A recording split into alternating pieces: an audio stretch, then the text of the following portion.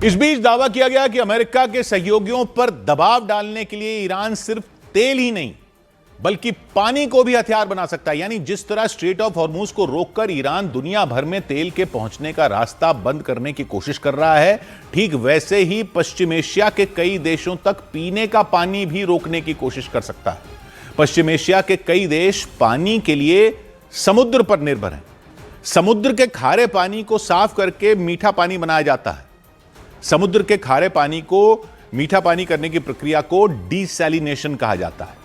पश्चिम Asia के कई देश समुद्र के पानी को बड़े बड़े डीसैलिनेशन प्लांट बनाकर साफ करवाते हैं ताकि उस पानी का इस्तेमाल पीने तक के लिए किया जा सके। यहां तक कि पश्चिम एशिया में चलने वाले उद्योग, स्कूल, अस्पताल, घर सब कुछ उसी पानी पर निर्भर है। दावा यह किया जा रहा है कि अगर ईरान के निशाने पर वो प्लांट आ गए जिनके जरिए डीसैलिनेशन किया जाता है, पानी मीठा किया जाता है, तो पश्चिम एशिया के कई देश पानी की एक एक बूंद के लिए तरस जाएंगे। क्योंकि दुनिया भर में समुद्र के पानी को पीने लायक बनाने की प्रक्रिया का सबसे ज्यादा इस्तेमाल पश्चिम एशिया में ही किया जाता है।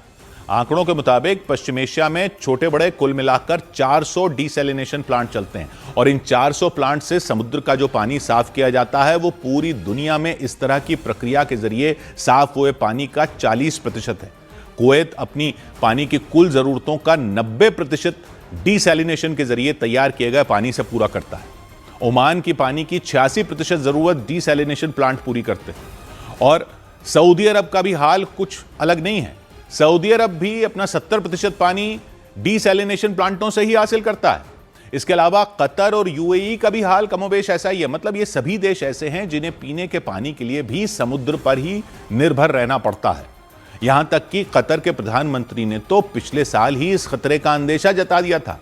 पिछले साल जून में जब ईरान और इजरायल के बीच जंग छिड़ी थी, उस वक्त कतर के प्रधानमंत्री ने दावा किया था कि अगर ईरान के परमाणु ठिकानों पर हमले हुए तो वो बदला लेने के लिए खाड़ी देशों का पानी रोकने की कोशिश कर सकता है। उन्होंने तो यह तक कह दिया था कि अगर डीसैलिनेशन प्लांट निशाना बनाया गया तो महज 3 दिन के अंदर पानी खत्म हो जाएगा।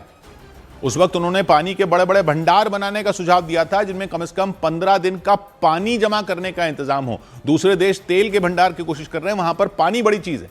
हालांकि उस वक्त उनकी बात को खाड़ी देशों के संगठन जीसीसी यानी गल्फ कोऑपरेशन काउंसिल ने गंभीरता से नहीं लिया था, जिसका नतीजा यह है कि अगर ईरान ने डीसैलिनेशन प्लांट पर हमला करना शुरू कर दिया तो पश्चिम एशिया के कई देश पीने के पानी के लिए भी तरस जाएंगे। और सबसे अहम बात तो यह है कि अमेरिका को भी इस कमजोरी की जानकारी लंबे वक्त से है। iraninternational.com नाम की वेबसाइट ने 2008 के अमेरिकी दूतावास के एक गोपनीय दस्तावेज का जिक्र किया था जो रियाद से जारी किया गया था। उस दावे के मुताबिक उस वक्त अमेरिकी दूतावास ने कहा था कि अगर डीसैलिनेशन प्लांट पर हमला किया गया, पानी के प्लांट पर हमला किया गया, तो सऊदी अरब की राजधानी रियाद को 1 हफ्ते में खाली करना पड़ सकता है। अमेरिका के जिस गोपनीय दस्तावेज का हवाला दिया गया उसमें सिर्फ एक डीसैलिनेशन प्लांट का जिक्र था, जो बेन डीसैलिनेशन प्लांट का, जबकि ऐसे डीसैलिनेशन प्लांटों की गिनती कुल मिलाकर 400 हो गई है जिन्हें ईरान की फौज निशाना बना सकती है। और दावा किया जा रहा है कि किसी भी डीसैलिनेशन प्लांट को निशाना बनाना ईरान की मिसाइलों के लिए कोई मुश्किल काम नहीं है। ईरान की मिसाइलें इससे पहले यूएई और सऊदी अरब में बनी तेल रिफाइनरियों तक भी पहुंच चुकी हैं, जिन पर सुरक्षा के पुख्ता इंतजाम मौजूद हैं। जबकि डीसैलिनेशन प्लांट ऐसी जगहों पर मौजूद हैं जहां सुरक्षा के इंतजाम करना भी बेहद मुश्किल है। वहां पर एयर डिफेंस सिस्टम नहीं लगे हैं, क्योंकि डीसैलिनेशन प्लांट के लिए एक जगह पर केवल पावर प्लांट लगाया जाता है जिनसे बिजली बनती है और उसी प्लांट के जरिए पाइपलाइन जुड़ी होती है जो समुद्र में काफी गहराई में बिछी होती है। फिर वही पाइपलाइन समुद्र तट तक पहुंचने के बाद पाइपलाइनों के एक जाल से जुड़ जाती है। माना जाता है कि अगर इनमें किसी भी एक हिस्से को ईरान ने निशाना बनाया तो पूरा डीसैलिनेशन का काम, पूरा समुद्र के खारे पानी को मीठा करने का काम एक साथ ठप हो जाएगा, जिसके बाद लोगों को पानी मिलना ही बंद हो जाएगा। पश्चिम एशिया के ज्यादातर देशों में पूरे साल मौसम बेहद गर्म रहता है, ज्यादा बारिश नहीं होती है, जिसकी वजह से वहां अंडरग्राउंड वाटर भी इकट्ठा नहीं हो पाता है। वहां नदियां भी नहीं है जिनका पानी पीने के लिए इस्तेमाल किया जा सके। वहां तेल है, पानी नहीं है।